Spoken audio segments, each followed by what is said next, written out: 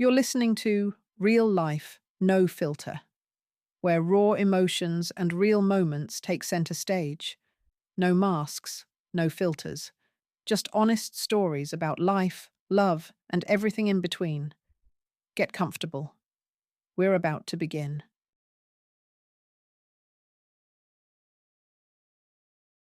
Dr. Eleanor Vance headed to the coffee machine for her usual double shot of strong, scalding coffee, which she jokingly called her savior. A night shift on the ambulance was looming, and the art of sleeping in short bursts, half an hour between calls, remained elusive for her. Was that really rest? Only Olivia, her partner, a quick-witted nurse with whom they had been through fire and water in the children's ambulance service, could boast of sleeping under any conditions. Uncle Reuben is cutting me down again, even on the go, Olivia would laugh. Dr. Eleanor Vance herself couldn't even look at coffee anymore, and trendy energy drinks in bright cans, besides their questionable ingredients, had long ceased to work. But when a child's life hung in the balance, Olivia would transform, gathering herself into a single steel core. Eleanor was amazed every time. Iron nerves, iron character. A line would surface in her memory, from a cartoon or perhaps an old song. And she would mentally add, and a heart of pure gold, so vast it could hold love for the whole world. After intense calls, Livy and their driver George would fall asleep instantly, their heads barely touching the pillows in the break room. But Dr. Eleanor Vance, the senior member of the crew, always remained vigilant, in a state of full readiness. Eleanor cupped the still steaming mug in her hands, inhaled the familiar aroma, and thought with pleasure, "I'll come home after the shift, and there'll be culinary freedom. Nothing to cook. Cutlets and yesterday's mashed potatoes are waiting in the fridge. Victor, my husband, rushed off on a business trip this morning. 3 days of freedom from the stove." She stretched her legs onto the low table, watching her peacefully dozing partners under the measured hum of the split system. It had been a scorching summer, and the air conditioner had been working non-stop for days. Where did this mechanical workhorse get its strength? George snored peacefully in his sleep. Everyone at the station knew about his secret crush on Livy, but for some reason he couldn't bring himself to confess.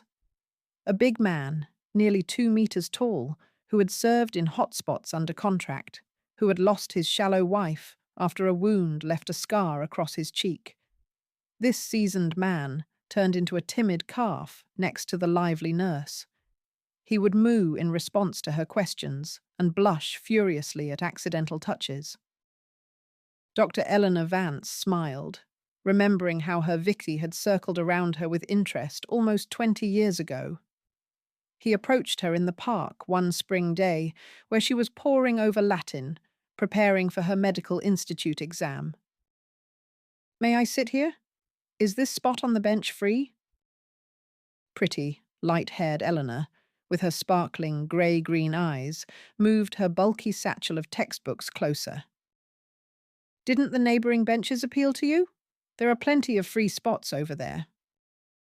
"This bench suits my pants," the sturdy Victor mumbled, instantly turning crimson. "Then my arguments are exhausted," the girl laughed. "Let's introduce ourselves, shall we? I can see you're unlikely to take the initiative yourself."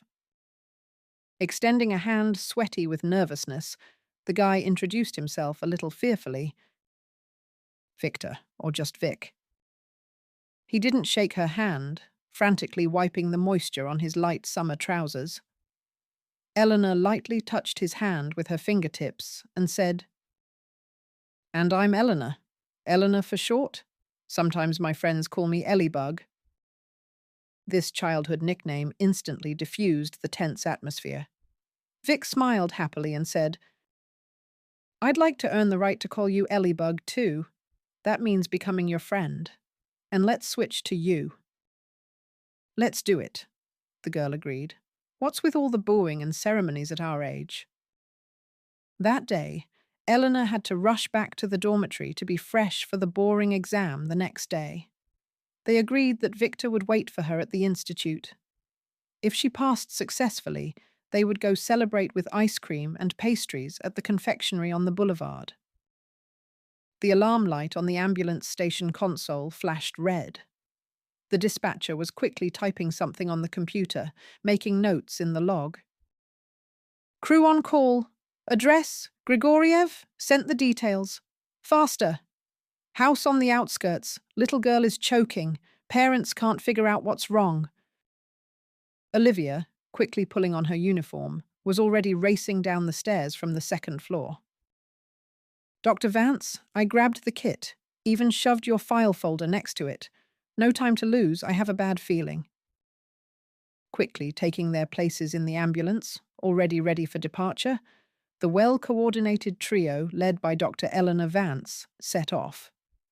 The night city was slowly cooling down after the daytime heat. It seemed to George that sometimes the softened asphalt was melting under the wheels of the old Gazelle, but there was no time to think about it. He drove carefully but quickly. If the road remained this empty, they would get there in about an hour. Dr. Eleanor Vance, sitting next to the driver, thought, I should have put Olivia and George together. While George was driving the car at maximum speed, in the back compartment, Olivia was lost in somber thoughts. She was 30 years old, and her life hadn't been easy, an orphan since the 3rd grade. Her family was a rare case where it wasn't the father who disappeared from home, but the mother. She fell in love with a young fellow chef and left with him for the ends of the earth, and wasn't moving to Norilsk for 5 years to manage production at a new restaurant the ends of the earth. After such treachery, Olivia's father went wild. He methodically went through the apartment, destroying any trace of his wife. He tore up wedding photos, smashed a bottle of perfume, trampled the shards as if crushing the remnants of love. The bathroom smelled of Mom for a long time afterward. Olivia was only 10 then. She couldn't understand what was wrong with her if her mother had left her with her father without even saying goodbye. The word love was unfamiliar to her. Her parents didn't show affection. They were reserved and businesslike. Later, analyzing her childhood, Olivia made a vow to herself. I will elevate my chosen one to the heavens with my devotion. I won't repeat their mistakes. Her father drowned his grief in a peculiar way. He didn't drink, but threw himself into work. He was a virtuoso plumber with queues lining up for him. No one guessed that he had set a goal: to earn fabulous money, fly to his wife in Norilsk, and prove that he was the one, the only one. He saved banknotes in a tin box from Halva, not spending a single ruble on himself. The stack grew. Meanwhile, the object of his dreams in the north couldn't cope with the unfamiliar realities. The tragedy was commonplace. Neighbors shook their heads. The restaurant manager decided to walk a couple of blocks home in a fierce blizzard. She got lost in the snowy trap. Snowflakes descended in an icy swarm, sealing her mouth and nose. Her legs gave out, and she sat down in a snowdrift. She had no strength to scream. An hour later, her husband raised the alarm. They found her alive, but she quietly passed away in the hospital. A southern organism couldn't withstand pneumonia. That's how Olivia became half-orphan, but they found out about it much later. The criminal story with her father could easily have become a detective novel. After his wife's escape, he worked obsessively for a year. He saved up a sum that seemed to him a weighty argument. He dressed up. But there was no direct flight. He had to take a train to a major airport. The fellow travelers in the compartment seemed nice.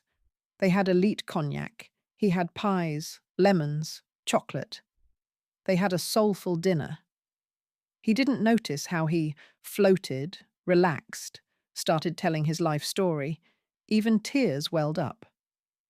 When they offered to play fool, he, never a gambler, agreed.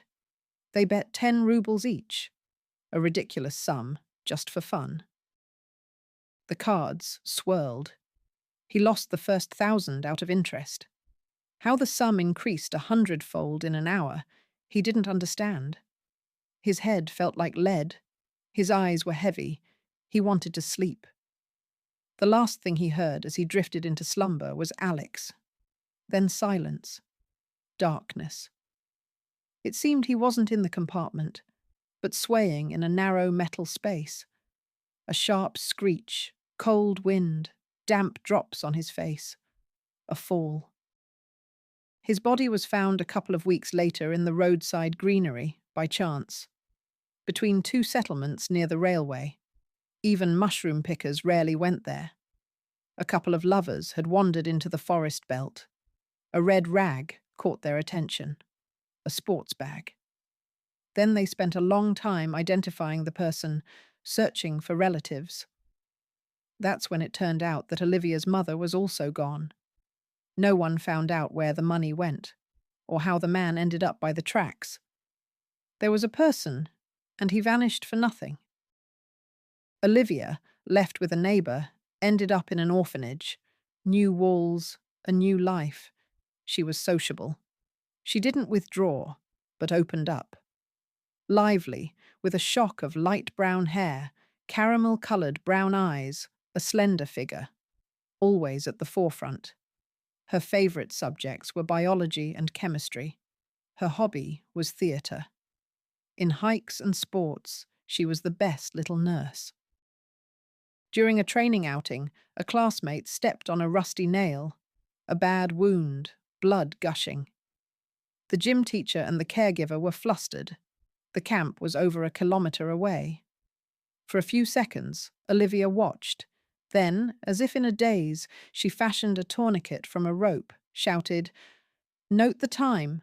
A note!" She tore her shirt into bandages. She commanded, "First aid kit, disinfection. Who forgot sterile bandages?" The recovering gym teacher draped his windbreaker over her shoulders. They made a stretcher. The boy could barely walk. In the orphanage infirmary, Nurse Betty said after the ambulance left, "The medics praised the first aid. But you should be praised, not me, an old crow. I didn't check the kit." "Shame. Where did you learn this?" Olivia laughed. "I don't know myself. I love medical shows. And it's like someone inside whispers, 'Take this, do that.'" So it turned out that Olivia chose the profession not out of necessity, but out of sincere love. The gazelle strained up the incline and stopped at the house at Pechatnaya, 10. Dr. Eleanor Vance grabbed the kit, walking quickly to the gate. Olivia, pausing for a second, covered the rear. On the gate was an old copper doorbell. A relic probably doesn't work, Eleanor thought. But the bell rang out loudly in the pre-dawn silence. Beyond the gate, confident footsteps, and it swung open. A silent scene. Standing before Dr. Eleanor Vance was her husband Victor, in person, who had left for a business trip that morning. Seeing his wife, he stammered, "Please come in. The girl is in the house in the back room." Eleanor and Olivia rushed towards the house. Hammers pounded in Eleanor's head. All questions later. Only the girl matters now. But what does this mean? Why is Vic here? What connects him to her? The vestibule smelled of dusty mats. The general neglect caught her eye. In the next room, the aromas of yesterday's borscht and cinnamon. The little patient lay on the sofa. Next to her, a young woman of exotic appearance paced nervously. Seeing the mommy, Eleanor was taken aback. Acid fuchsia dreadlocks, heavily lined eyes, ripped jeans, a shapeless t-shirt. A thought fluttered like a helpless bird in her head. Victor. What is her Victor doing here? A lover of cleanliness and classics. He can't be here. But he stood beside her, looking at her with the pitiful eyes of a sick dog. Olivia sensed the absurdity of the situation and commanded loudly, "Everyone stand back. Let the doctor examine her.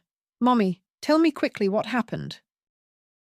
The little one lying there was so much like Victor that Eleanor's breath caught. It was clear.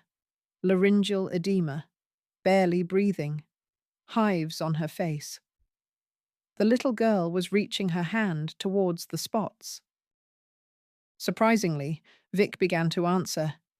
It was as if Eleanor had been doused with ice water, and he plunged right in, as if into a whirlpool. "My daughter and I were at the circus today, touring ponies. She's crazy about horses." In the second act, when the show started, Alice began to cough. Then her face swelled up. I knew something was wrong. At the infirmary, they gave her an antihistamine. The swelling went down. We went home. Everything was fine. Then Allie started wheezing. I found sawdust from the arena on her. It turned out that during the intermission, when she was being ridden, she grabbed a handful of wooden shavings and sniffed them. I suspect a severe allergy.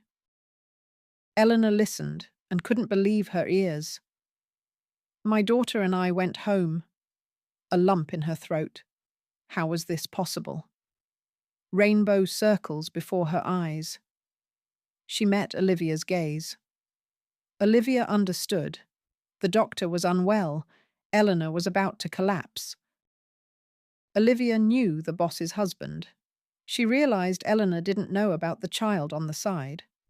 She decisively sat Dr. Eleanor Vance down, waved smelling salts under her nose, and said, "Suspicion of Quincke's edema. We'll take her to the hospital." The doctor nodded resignedly. "Her condition is serious. A bronchospasm might start. Olivia, prepare adrenaline and prednisone. They'll buy us time." After the injection, Alice's face began to return to its normal color. Olivia commented, "Sir, don't stand there like a statue. Go to the driver. Have him get the stretcher. We need to transport the girl. We should avoid intubation. I wouldn't want a tube in such a little one's trachea." Dr. Eleanor Vance acted automatically. She came to when they were driving in the car with Victor, sitting on either side of the girl. Alice's breathing was intermittent, but had leveled out. Victor didn't take his anxious eyes off the child. And Eleanor remembered something else. After that first date, their relationship developed rapidly. Within a week, they couldn't be without each other. They were liked by their parents. After the 4th year of university, they got married and moved into Victor's grandmother's apartment, as she had moved to the countryside to grow flowers. They lived in perfect harmony. They didn't quarrel, complete agreement. The sturdy Victor worked as a swimming coach. Ellie Bug was finishing university, planning to do her residency, but couldn't choose a specialization. She joked, "I see myself as both an ophthalmologist and an ENT with shiny instruments." Fate forced her choice. After defending her diploma, as if on command, "Now you can," Eleanor became pregnant. 9 months later, another sturdy boy was born, Tony, their love and joy. He developed according to the textbook. "Time to sit," he sat. "Time to walk," he toddled. Eleanor slightly neglected medicine, wanting to be with her son more, as if intuition told her. This carefree time wouldn't last long. Trouble came when Anthony was 3. Her mentor hinted that in another 6 months, no one would welcome her back. The profession favors those who constantly improve themselves. Upon learning of her pregnancy, Eleanor abruptly changed her plans. She decided to become a neonatologist, working with the smallest patients. She studied pathologies, spent hours in intensive care. Then her fervor subsided. Tony Boy occupied all her thoughts. To return to medicine, Eleanor needed to immerse herself in pediatrics. Anthony started kindergarten. Victor coached. Everything went as usual. A couple of months later, the kindergarten teacher asked Eleanor to come in after work. She expressed her concerns. "Don't you notice anything strange?" Eleanor was surprised. "We work a lot. We see Anthony in the evenings. He's healthy and cheerful. What worries you?" We were preparing for the morning performance. The dances weren't working out. Anthony did a circle, suddenly turned pale, and sat down. I didn't think much of it then. But he started stopping while walking more and more often. It seems his lips are turning blue. Yesterday, the pediatrician recommended a cardiologist. "I'm a pediatrician myself. I couldn't have missed anything," Eleanor retorted sharply and to herself. Or could I? Without delay, the next day she took Anthony to her department. The verdict was stunning. A rare heart defect, appears around 3 or 4 years old. Urgent surgery, otherwise he won't live 6 months. His condition will worsen. It's impossible here. You need Moscow, Germany, Switzerland, Israel. They walked home slowly. She felt like the boy would get worse any moment. Victor rushed over. Eleanor pored over the literature. The outcome was 50-50. Where to find the point of balance? The cost of the surgery in Moscow seemed astronomical. Time flew. They couldn't raise the sum. Even selling the grandmother's apartment and moving into a studio didn't help. When a charity fund intervened, things moved forward. The surgery was paid for. Tickets were bought. Anthony died on the operating table. The scales didn't tip in their favor. There was no negligence, no mistake, just a severe illness. Eleanor understood as a doctor, but her heart froze when the surgeon spread his hands. Without words, they understood. No cry, no sigh, just a tighter embrace in which they stood the whole time their son was being saved. They returned, devastated. Eleanor kept repeating, "It's time's fault. We missed our chance. If we had come earlier." Then she took courses for ambulance pediatricians. It became important to manage to save at least someone else's child. That's when she first told her husband, "We are always responsible for everything.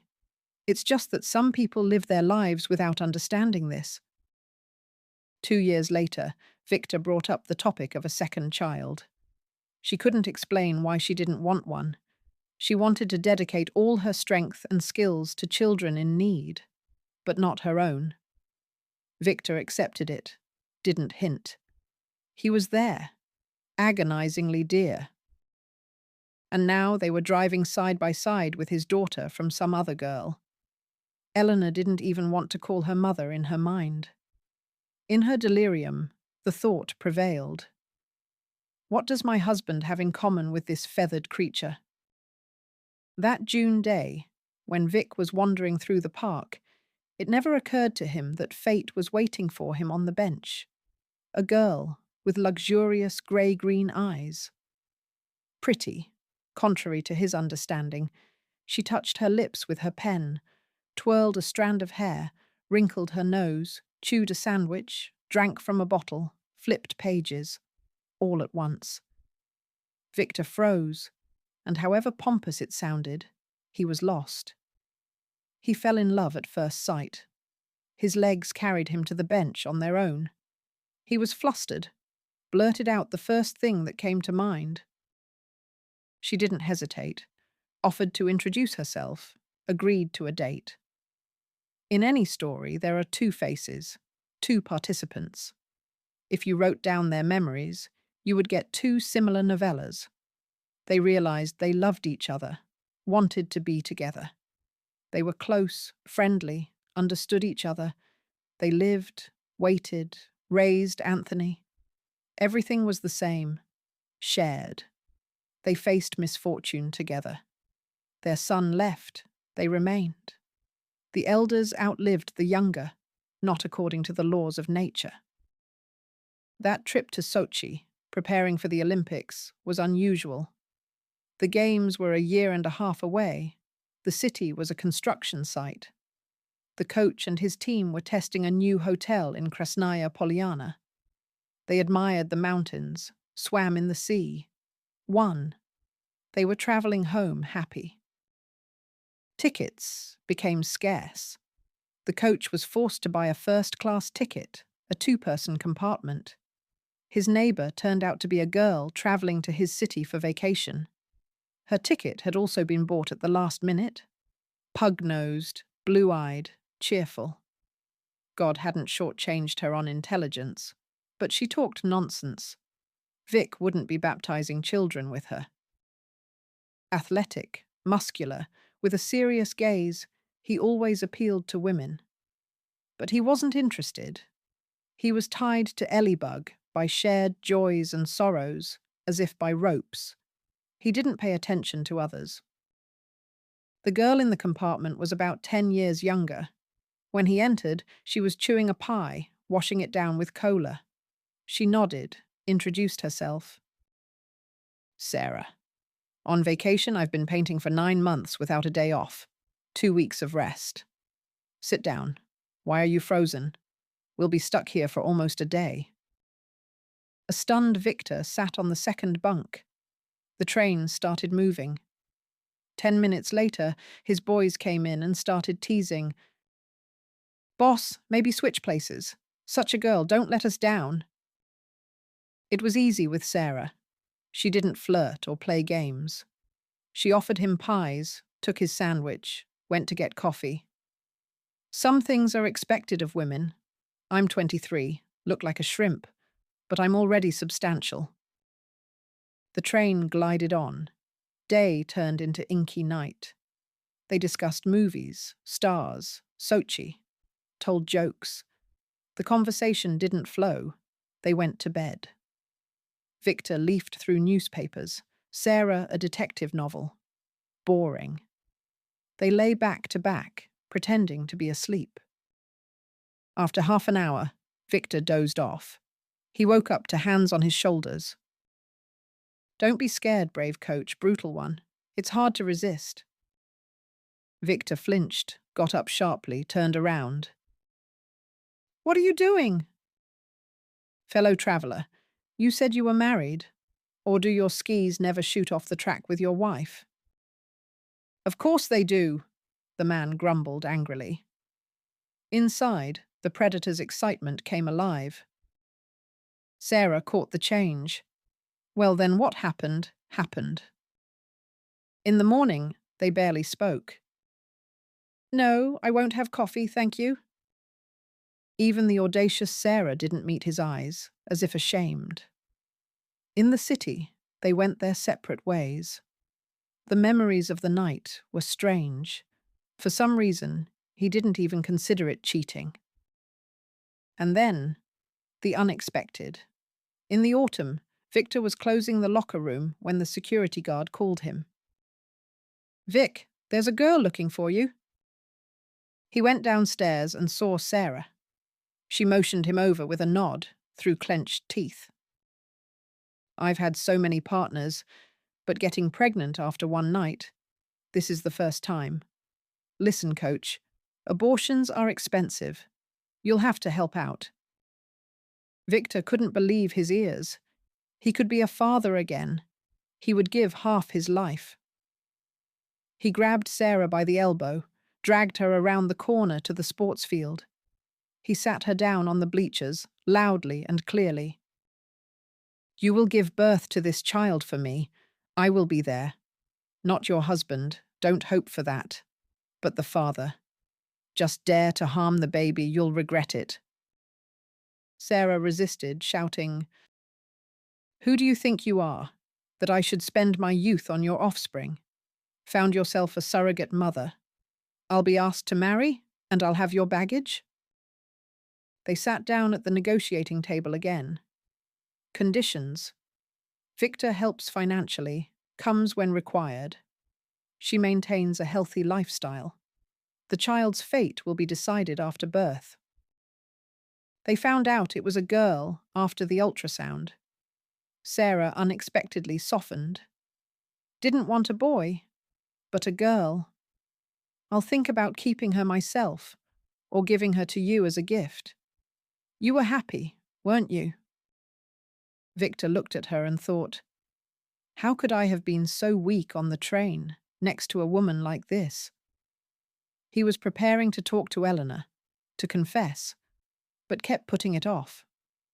Once the baby was born, he would admit it. Ali was born quickly, healthy. 5 days later, Victor picked up Sarah. The lively painter had quieted down, treated the baby carefully. Either it was instinct, or the girl was pretty and quiet, as if she sensed the wrongness of her appearance. Dad and Mom weren't together. There was no normal family. 3 months later, Victor suggested formalizing the adoption so Sarah could be free. The refusal was sharp. Moreover, she insisted that he tell his wife nothing. Otherwise, she would lie down and die, but she would keep him away from Alice. Victor was torn. He wanted lawyers. He watched Sarah. There was nothing to fault. She had even saved money. He couldn't catch her on a financial hook. Time passed. Victor got used to visiting his second home, where Ali greeted him with squeals. They walked, had dinner like a family. Eleanor was fanatically immersed in work, taking extra shifts. She didn't notice her husband's absences. But when they were home together, she was almost the same. Kind, affectionate. The tired ambulance Gazelle stopped at the emergency room of the children's hospital. The orderlies carried the stretcher with Alice. The doctors reassured them. Her life was not in danger. The crew's mission was complete. The girl had been delivered. Victor stayed. Eleanor had to go back. Later that evening, her husband would tell her everything honestly. Eleanor would almost calm down, surprised that she didn't consider the brief affair a crime. She felt his yearning for this girl, in whom the dream of a child was embodied. Different fates, different ways the heavens help one find the happiness of fatherhood. Afterward, it even became interesting. Eleanor advised on what doll to buy for discharge, bought sweets and gifts. One day she asked, "Vic, why does Alice's mother look so strange?" Victor explained that Sarah's metamorphoses had started recently. Neither of them had anticipated what the pink dreadlocks and mannerisms would lead to. Sarah had fallen in love with a new painter, a free, nomadic artist. He painted her portrait during breaks, then painted over it. Sarah was thrilled, got the same dreadlocks. He advised on the shade. He didn't ask her out, didn't look into her eyes, didn't give gifts, didn't hint at intimacy. He lured her with a bohemian spirit, charm through the holes in his jeans, sophistication. What wind had brought the genius to their construction site? Sarah didn't ask. She prayed that the male Mary Poppins wouldn't disappear. She imitated her idol, dressed like him, smoked thin cigarettes, ate like a prince. Rolls, wasabi, Italian wine, mouldy cheese. She paid less attention to Ali, only pretending to be an ideal mother when Victor was around. He didn't feel any anxiety about the changes. By the new year, Sarah felt that love was about to take flight. The nomad revealed that he never stayed anywhere longer than 2 or 3 months. He got bored. He had dropped out of college. The urge to move on had won. Sarah followed him 2 weeks later. But first, she prepared. She knew Victor had no secrets from his wife. She invited them both to a cafe. Ordering coffee and pastries to sweeten the pill, she didn't beat around the bush. "I've met the man of my life. I'm ready to follow him to the ends of the earth. Alice is now a surplus. God knows, I wasn't always a bad mother. I was attached in my own way. Now I want to arrange my personal life. Victor, if you want, formalize it. I'll give you my daughter and leave." Eleanor was in shock. She wasn't against Victor's daughter living with them, but how could a mother abandon her child like that? The image of Anthony flashed before her eyes. Her heart ached. "If you came back, my dear, I would never give you away to anyone." She said aloud, "We are always responsible for our loved ones. Victor, you haven't said a word yet, and I'm rushing. We agree, Sarah, to take the girl. Formalize the documents. We will sign everything." The adoption, easily bypassing bureaucracy, was completed quickly by Victor and Eleanor. The girl adored her father. Her mother's departure was explained as a necessity. She and Aunt Eleanor quickly found common ground. In the cramped space, they were not unhappy. The little studio apartment resonated with the voice of a bell, participating in everything. Alice hung laundry with her dad, helping Aunt Eleanor. Then the female half-baked pancakes, calling the head of the family for tea. The story could have ended there. But it is not for us to decide how fate will unfold. It had new trials in store. Another crew was supposed to go to the call about the collapsed building. Someone in heaven decided otherwise. A nurse slipped on the porch. The first frosts had arrived, and the ice had been forgotten. Victims were waiting on the other side of the city. The medical worker's leg swelled, a fracture. Dr. Eleanor Vance's crew was urgently reassigned.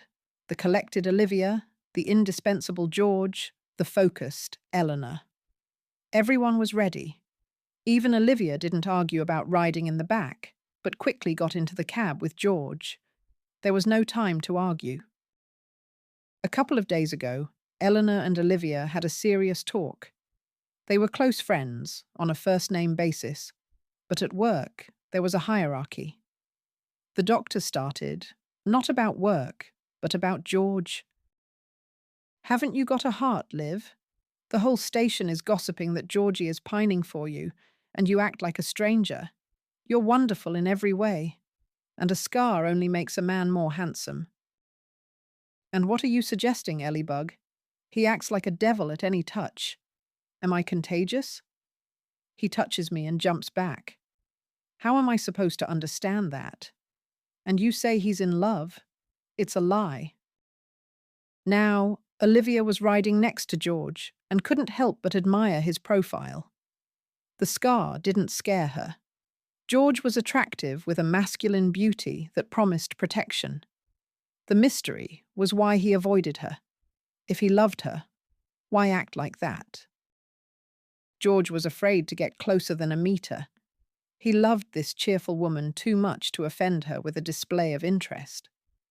And now, when Olivia turned away to the window, he would glance at her. When she turned back, he sat straight, looking at the road. A crowd had gathered in front of the house where the third floor had collapsed. It hummed like 100 bumblebees, filled with rumors. "Did you hear? A girl is trapped on the first floor. She's screaming in pain. The rescuers can't get through." Hearing this, Dr. Eleanor Vance commanded, "Olivia, prepare the painkiller. I'll try to get through." George and Olivia turned around. "You can't, boss. The building might collapse." "No time for fear," the brave woman replied. "There's a child alone, scared, in pain. What's the point of an ambulance if it's slow?" With the syringe, Eleanor rushed towards the building where firefighters and emergency services were working. "Woman, where are you going?" "To crawl to the girl, give her an injection. I'm an ambulance doctor." "The passage is narrow. No one could get under." "And I'll try." Debris, plaster, paint, dust. Eleanor first on her knees, then crawling. She mentally thanked her husband for sports. At the end of the crawl space, she saw a girl pinned down by a metal door. Her legs were sticking out towards the exit, as if she had been running. She turned around and shouted, "Two skinny people can get through here. The girl is pinned by the door. I'm giving her a painkiller." "Don't shout," a whisper replied. "Loud noises are dangerous." After a couple of minutes, the little girl quieted down. Eleanor pushed the door with her shoulder. With difficulty, but the massive object moved. Rustling sounds from behind. A woman whispered, "The girl is relaxed, limp. Pull her by the legs. I'll push the door." Together, the work went faster. Men pulled the girl through the labyrinth. The way back didn't seem unknown. Eleanor hesitated for a couple of minutes. Outside, people didn't understand what had happened. A roar. The building folded like a house of cards. Two young men managed to get out with the girl. Dr. Eleanor Vance, a well-known doctor, was buried forever under the debris. "Calm," Olivia screamed hysterically, rushing towards George. He wrapped his arms around her, stroked her head. It seemed a greedy monster had swallowed their Ellie bug, lured her in, swallowed her.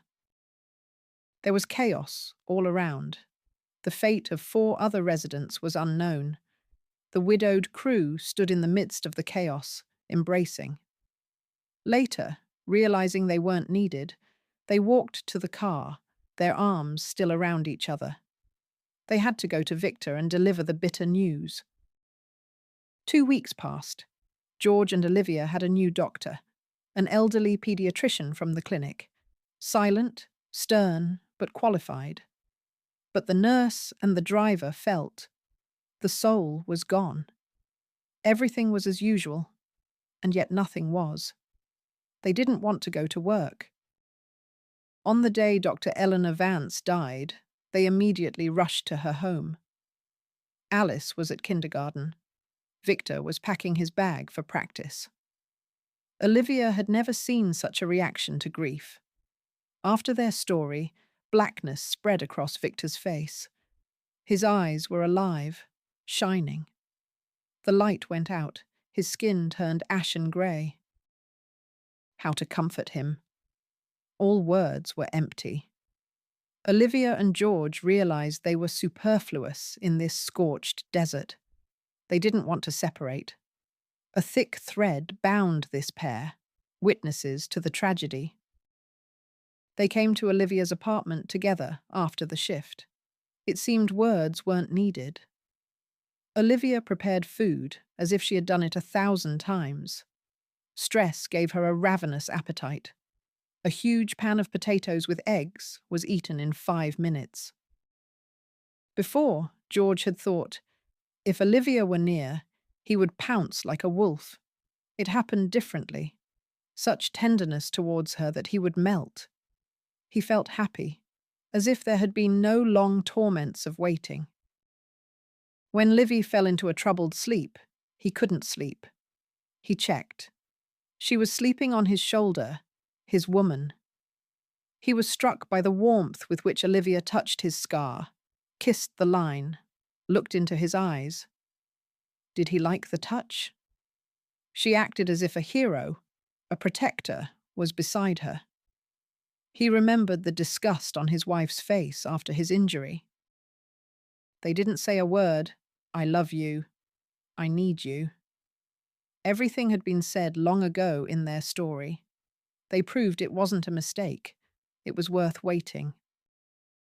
In the morning, Olivia said calmly, "George, you should go home and get your things. My apartment is closer to work, more spacious. Then we'll decide what to do with your place. We'll combine our efforts, trade up for something bigger." George hadn't known quiet family comfort.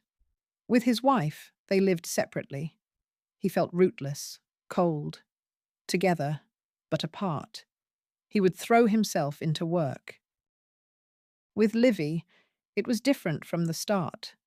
He felt a certainty that he was needed, important. Even when he went to the supermarket, she would miss him, greet him warmly, as if he had returned from travels. Victor lived as if in a daze after Eleanor's death. In the morning, he automatically made sandwiches, coffee, stirred porridge for Alibug. The girl became his salvation, his solace, his light. In his free time, he couldn't stay in the studio apartment. His and Eleanor's parents deteriorated sharply after the grief, becoming helpless old people. They sought solace in working the land. They planted fanatically, finding oblivion. They tried not to think, not to remember. They didn't take their granddaughter, couldn't handle the lively, curious girl. On weekends, Victor took his daughter hiking. They would go to the river, pitch a tent, wander through the steppe, gathering flowers for Eleanor's grave. On the way back, they always stopped at the cemetery. Victor would sit on the bench, talking to the departed for a long time. He would tell her about the week, boast about his students' victories. Eleanor from the photograph looked with grey-green eyes, smiled that smile with which she declared her motto, "We are responsible for everything. Once you commit, see it through to victory." After the cemetery, Victor felt better for a while. He noticed that laughing women irritated him. When he saw one, he would think spitefully, "My dear, would you step under the ruins if a stranger's child was crying there?" A dark resentment enveloped him. Why were they alive and his Ellie-bug was gone? Alice grew up instantly, turning into a wise little old woman. After kindergarten, she didn't whine. Buckwheat with sausages was the best food. The Cinderella story was a revelation. She wasn't afraid to be alone. After his absences, she would ask, "Are you tired? Shall I turn on the kettle? Take your socks?" She had lost a second mother, but she didn't ask questions. They were comfortable in this orphaned solitude, understanding each other with half a word. Sometimes in the evenings, George and Olivia would stop by with pastries. They would have tea parties. With light sadness, they remembered Eleanor. All four of them loved her. Everyone missed her. Victor desperately wanted to leave the city where everything reminded him of the past. But where would he find a new team? And his wife's grave was here, the old folks. The desire didn't align with reality. They decided to celebrate the anniversary of Dr. Eleanor Vance's death at a cafe. Former colleagues organized everything. Victor, Alice, and the parents were brought to a ready setup. George and Olivia had recently gotten married and were expecting an addition. They had moved into a new apartment. At the table, many warm words were said about Eleanor. No one wanted to leave. Victor's parents wanted to take Alice for a couple of days. They missed her. After seeing off the guests, Victor walked home through that same park. The same bench, the same paths. A group of young people were having fun. 3 guys surrounded a girl, blocking her way. Victor's eyes darkened. The victim was an exact replica of Ellie-bug in her youth. A thin reed, hair dishevelled. She stood helplessly, clutching her purse. The guys grinned, tightening the circle. Victor quickened his pace. "Hey guys, the lady doesn't want to talk." One of them relaxed, turned his head, and sneered. "Mister, just keep walking. We'll sort things out with our friend here." A cold rage ran through Victor's body, turning into a volcano. It was important to save this girl, not let them mock her. Even if they knew each other, even if she wasn't threatened, it was important to rescue her. "Looks like the quick uncle didn't understand. Go another way, passerby. We're locals here. You're not needed." Victor looked at the girl, despair in her green eyes. She was silent, her gaze pleading for help. Victor couldn't be mistaken. "The girl is leaving with me," he declared, "or you'll regret meeting me." "Look at this funny guy." One stepped aside, pacing near Victor. Doesn't understand orders. Bold. The guy pulled out a knife. How about this argument, Knight? Shall I tickle your throat, or shall we check if our darling likes games? Victor, who had often attended martial arts training, wasn't afraid of attacks. It was important that they didn't touch her, the copy of Ellie Bug. The guys abandoned their victim, who stood frozen like a statue. They started circling Victor, surrounding him with their bodies and distorted faces. He couldn't remember how he pushed the leader. The guy did a somersault and fell on his back. His head hit the curb, a pool of blood under his head. Victor, who had taken boys to the infirmary so many times, understood. Things were bad. He habitually placed his finger on the neck. No pulse. The rest was a blur. The girl came to first. Ambulance, police, nobody move! The guys were frantically calling their parents, the services. Victor sat on the curb, thinking feverishly. Alice is at her parents'. I'll be detained. What about her? He called the student over. What's your name? I need help. Faith, tell me. Victor. Here's the address, keys, and the phone number of my friends George and Olivia. My daughter is with her parents. Pick her up and give her to them. They will take care of her. When the police, ambulance, and a crowd of people arrived, Victor was calm. Never say never about prison or poverty. His turn had come. Look at all the important people giving orders. He was lucky they took him to the car right away, otherwise the unleashed dogs would have torn him apart on the spot. Faith was hovering nearby. She showed the ambulance crew her cut to get a certificate. She chatted to the police officers, the investigator. They were brought to the police station together. They took his documents, his phone. While they were sorting things out, Faith ran off and made some calls. She met Victor's gaze and gave him a thumbs up. The mechanism for caring for his daughter had been set in motion. She turned out to be a fearless firecracker. In court, she presented everything in such a way that the wealthy relatives turned pale. She found witnesses that the trio had been harassing her for a long time. She was respected in her group, while those guys were disliked. The picture wasn't pleasant for the victim. Victor hadn't intended to harm the boy, a cruel boomerang. But things happened as they happened. He was given 5 years in a general regime colony for exceeding the limits of self-defense. Faith's involvement helped. The prosecution had insisted on 8 years. The judge leaned towards the first option. Victor didn't know how George and Olivia arranged it with social services, but Alice was given to them for the duration of his sentence. During the investigation, they had a son, Benny. Rosy-cheeked Benjamin. The ambulance crew had connections. They had saved the children of officials.